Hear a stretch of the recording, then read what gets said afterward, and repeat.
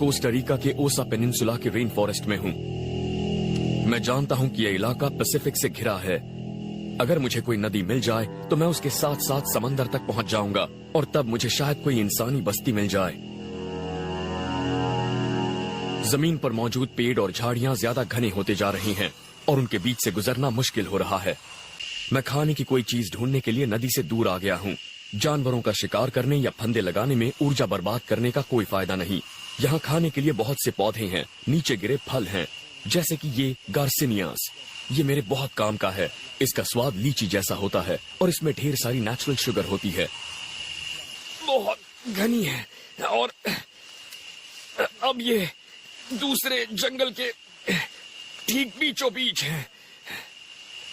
ऐसे जंगल में दिशा भटक जाना जानलेवा हो सकता है। इस इलाके में होने वाली 5 में से करीब 1 मौत इसलिए होती है क्योंकि सैलानी हड़बड़ाकर भटक जाते हैं। अब मेरी अगली सबसे बड़ी चुनौती है जंगल।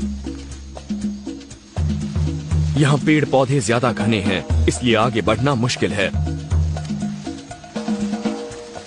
यहाँ पर आगे बढ़ना इसलिए आसान नहीं होता क्योंकि बेलीज का जंगल कोई आम जंगल है ही नहीं। ये जंगल देखिए देखिए देखिए, व्हेल है, व्हेल। वो एक बड़ी सी हम्पबैक व्हेल है, मुझसे करीब 20 मीटर दूर है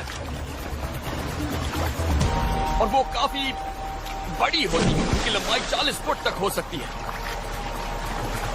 यकीन नहीं होता मैं उन्हें देख रहा हूं। मैं उनके बहुत करीब